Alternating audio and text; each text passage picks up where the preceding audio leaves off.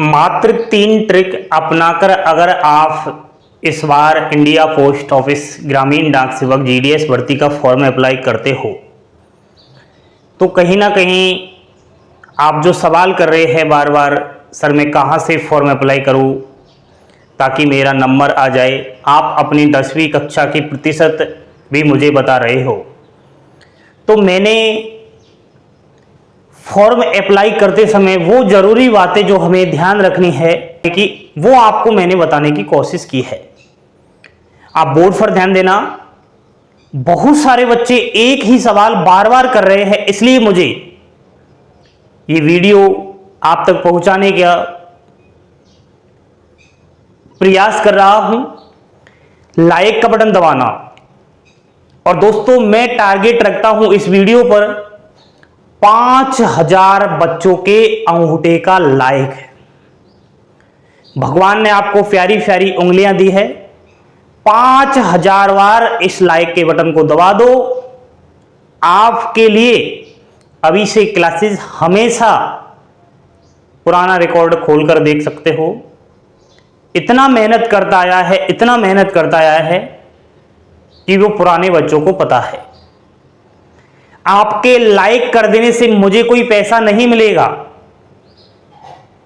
लेकिन मुझे इतना विश्वास हो जाएगा कि मेरे साथ गरीब मेहनती जो अपने माँ बाप का ख्याल रखता है, जो अपने परिवार का ख्याल रखता है, जिसको वास्तव में एक नौकरी की तलाश है, वो कहीं ना कहीं जुड़ा हुआ है।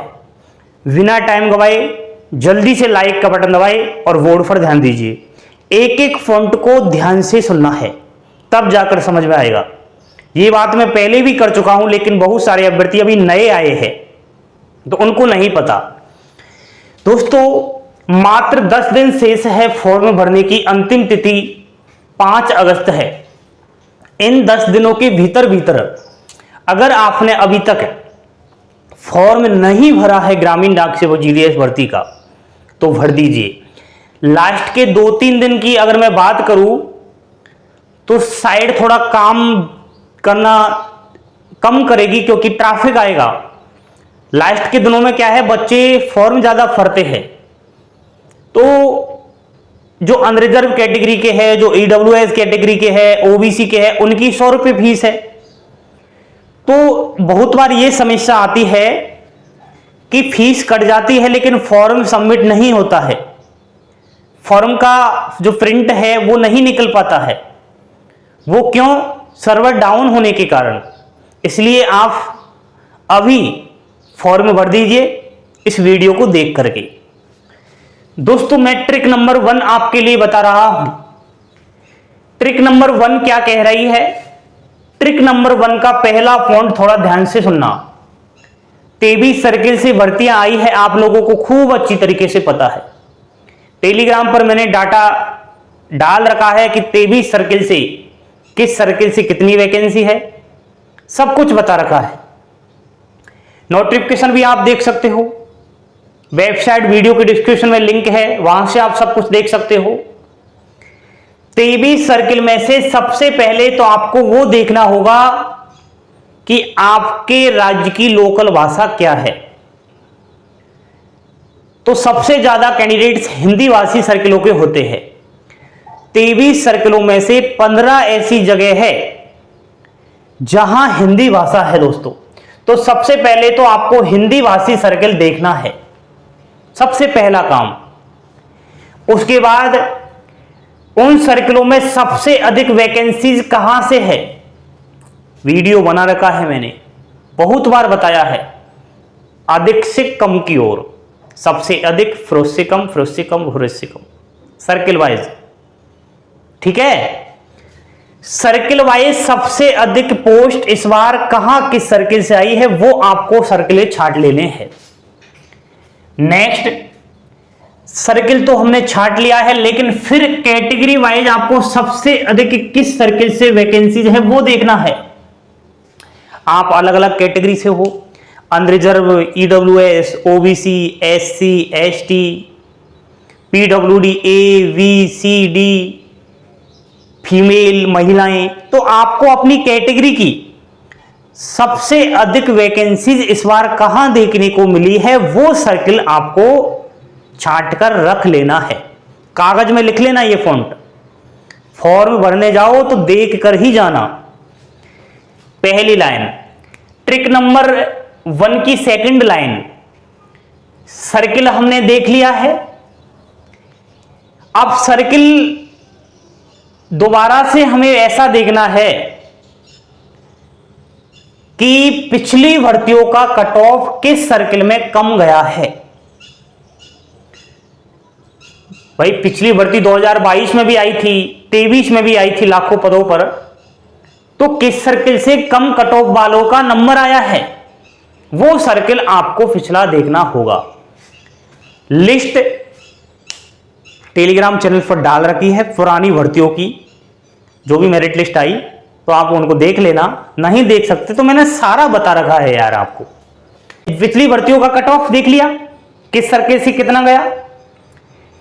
उसके बाद थोड़ा आपको सर्किल छांटते समय यह ध्यान रखना है कि दोस्तों इसमें जो ग्रामीण डाक सेवक जीडीएस होता है, इसमें 3 प्रकार के पद होते हैं। BPM branch post master, ABPM assistant branch post master और डाक सेवक। वीपीएम की सैलरी 18,000 रुपये रहती है शुरुआती, एबीपीएम और डाक सेवक की 15-16 हजार रुपये रहती है। वेतन कम है, इसलिए अपनी वो जगह छांटना जहां आप जॉब कर सकते हो।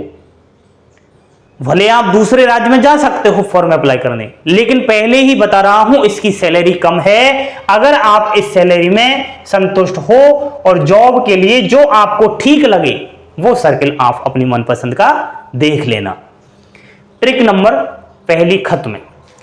ट्रिक नंबर 2, सर्किल छांटने के बाद उस सर्किल के अंदर हमें डिविजन्स यानी कि संभाग देखना होता है।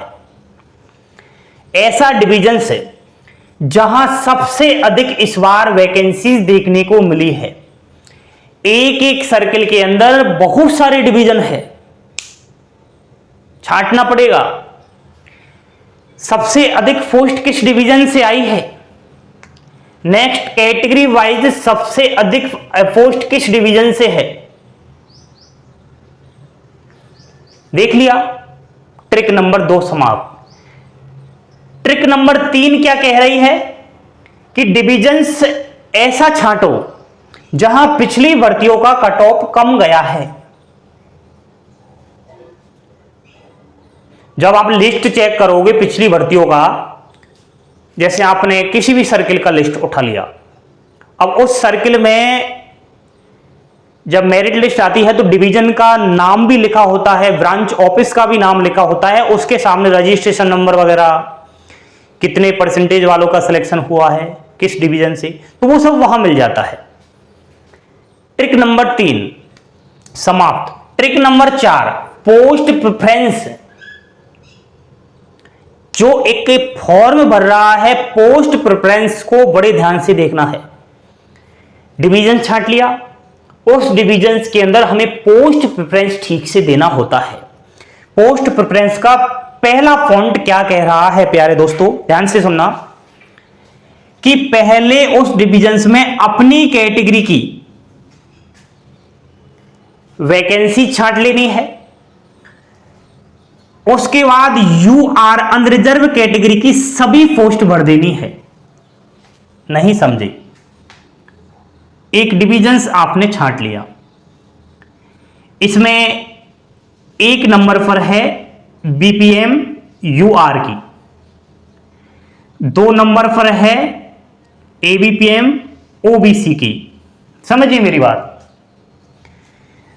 3 नंबर पर है आपका डाक सेवक है यूआर की, और 4 नंबर पर है एससी की और ये वीपीएम की है, और 5 नंबर पर है आपकी एबीपीएम की है और ये यूआर की है। अब अपनी कैटेगरी आपको खुद को पता होगा। सपोज करो आप अनरिजर्व कैटेगरी के हो, तो इसमें अनरिजर्व की कहां कहां दिखाई दे रही है आपको, जैसे कि ये रही, तो इस पर 1 नंबर हमें पोस्ट प्रेफरेंस के तौर पर डाल देना है। उसके बाद आपको देखना है कहां पर है हमारी कैटेगरी की, तो 3 नंबर पर है, तो 3 नंबर पर 2 डाल देना है। उसके बाद फिर हमें देखना है 5वें नंबर पर यूआर की है तो यहां 3 डाल देना है। सर आपने 2 नंबर पर 2 क्यों नहीं डाला? वो इसलिए नहीं डाला क्योंकि 2 नंबर पर आपकी कैटेगरी की वैकेंसी ही नहीं है, ये ओबीसी की है। सर आपने 4 नंबर क्यों नहीं डाला? 4 नंबर इसलिए नहीं डाला क्योंकि यहां पर एससी की है जो आप अनरिजर्व के नहीं भर सकते। नहीं समझे? दोबारा समझिए। जैसे कि आप हो एससी कैटेगरी के, एससी। अब एससी की आपको सबसे पहले यह देखना है कि कहां है हमारी वैकेंसी। एससी कैटेगरी की मुझे दिखाई दे रही है दोस्तों 4थे नंबर पर, तो यहां आपको 1 नंबर डाल देना है। उसके बाद एससी की कहीं और है क्या? नहीं है। अब नीचे हो तो वो देख लेना आप, क्योंकि बहुत सारी वैकेंसियां होती है एक डिवीजन के अंदर, तो वो आप इस तरीके से देना पोस्ट प्रेफरेंस। हमने छांट लिया 4थे नंबर पर 1 को, क्योंकि पहले नंबर पर मुझे एससी की यहीं दिखाई दी। क्या रुक जाना है? नहीं दोस्तों, अब हमें यहां पर अनरिजर्व की ही भरनी है। 1 के बाद आप 2 नंबर पर अनरिजर्व भर दीजिए, उसके बाद आप 3 नंबर पर अनरिजर्व भर दीजिए, उसके बाद 5वें नंबर पर आप अनरिजर्व भर दीजिए। समझे मेरी बात? पहले अपनी कैटेगरी की, उसके बाद अनरिजर्व कैटेगरी की सभी पोस्ट आपको भर देनी है। समझ गए होंगे। Second number font, unreserved category के ओनली अनरिजर्व की ही वैकेंसी भर देना है, अदर कैटेगरी की मत भरना। ओबीसी कैटेगरी पहले ओबीसी की भरना है, उसके बाद अनरिजर्व की भरना है। ईडब्ल्यूएस ओनली ईडब्ल्यूएस ही भरना है। एससी और एसटी पहले एससी एसटी की कैटेगरी की वैकेंसी, उसके बाद अनरिजर्व की भरना है। पीडब्ल्यूडी कैटेगरी वाले पहले अपनी ए बी सी जो भी श्रेणी है उसके अनुसार भरना है, कैटेगरी के अनुसार, उसके बाद आपको अनरिजर्व की भर देना है। पीडब्ल्यूडी अनरिजर्व की, सामान्य की नहीं। इस तरीके से पोस्ट प्रेफरेंस देते रहना। नेक्स्ट, अभी पोस्ट प्रेफरेंस खत्म नहीं हुआ है। पोस्ट प्रेफरेंस देते समय आपको यहां पर यह भी दिखाई दे रहा है कि बीपीएम, एबीपीएम, डाक सेवक, बीपीएम, डाक सेवक जो भी, सबसे पहले आपको डाक सेवक वाला पद भरना है। सेकंड नंबर पर एबीपीएम भरना है और थर्ड नंबर पर बीपीएम भरना है। यदि आपकी परसेंटेज कम है तो, परसेंटेज ठीक है तो फिर तो पहले बीपीएम आप लोग भर सकते हो। मैं मानता हूं कि बीपीएम थोड़ा बड़ा पद होता है, सैलरी भी इसकी ज्यादा होती है, ऑफिस वर्क होता है, लेकिन क्या करूं दोस्तों, आपकी परसेंटेज कम है तो बीपीएम हर कोई बनना चाहता है ज्यादा परसेंटेज वाला। पहले से जो एम्प्लॉय है ना एबीपीएम, वो भी इस बार फॉर्म भर रहे हैं क्योंकि वो बीपीएम बनना चाहते हैं। लेकिन आपके ऑलरेडी कम परसेंटेज है और आप चाहते हो मुझे बीपीएम मिल जाए, तो इम्पॉसिबल है। चौथा नंबर फॉन्ट, सबसे पहले ग्रामीण क्षेत्र वाला वीओ बनना है। यहां पर वीओ का नाम लिखा होता है दोस्तों, VO, SO, VO, branch office, SO, सबसे पहले, और उसका वहां पर एड्रेस दिया होता है कहां पर है ये। सबसे पहले ग्रामीण क्षेत्र वाला, उसके बाद शहरी क्षेत्र वाला आपको वीओ छांटना है। नेक्स्ट, मेरे ख्याल से पहले आपको एसओ को पोस्ट प्रेफरेंस देनी चाहिए, उसके बाद वीओ को देनी चाहिए। ये जो सारणी है ना, ये जो सारणी, ये इतनी इंपॉर्टेंट है, अगर आपकी समझ आ जाती है। ये मैंने कागज में भी लिख करके पीडीएफ बनाया है, बड़ी अच्छी से वहां पर समझा रखा है। ठीक है, ये मैंने बोर्ड पर थोड़ा शॉर्ट में आपको बताया क्योंकि वीडियो बड़ा बड़ा हो जाएगा, लंबा, इस वजह से। यदि आप लोग इस तरीके से ट्रिक अपनाकर फॉर्म भरते हो तो दोस्तों कहीं ना कहीं आपको हेल्प मिलेगी।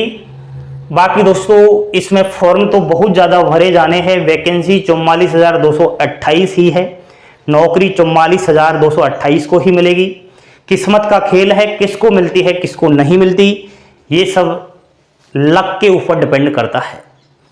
बाकी हम कोई आपसे ये नहीं कह रहे कि यदि इन ट्रिक को अपनाकर ही फॉर्म भरोगे तो नौकरी लग जाएगी, बिल्कुल नहीं लगेगी।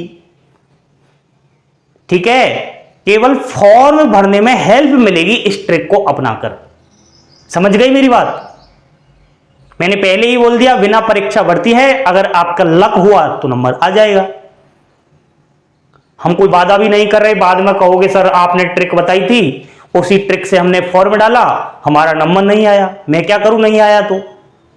आप पढ़ाई करते हो, कोर्स खरीदते हो, किताब खरीदते हो, कभी गए हो बुक स्टोर दोबारा कि आप इस किताब को वापस ले लो, हमारा तो नंबर ही नहीं आया, हमारी तो नौकरी ही नहीं लगी, मैं क्या करूं इस किताब का? कभी कहा है आपने?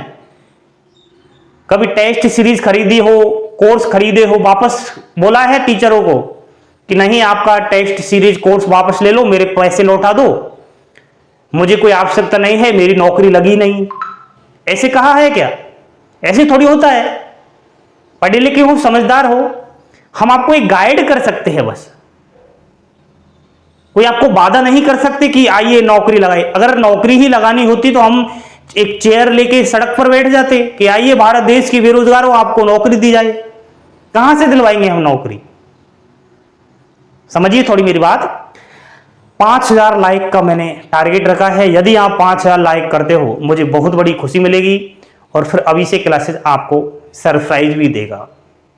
ठीक है, इस वीडियो को प्यारे बच्चों इतना शेयर कर दो, इतना शेयर कर दो कि रुकना ही नहीं चाहिए, ताकि ये समझ में आ जाए कि ये भर्ती आखिर किस तरीके से इसमें फॉर्म डाला जाता है। थैंक यू, धन्यवाद। हंसते खेलते मुस्कुराते रहो, जीवन के अंदर यही काम आने वाला है। जय हिंद, जय भारत।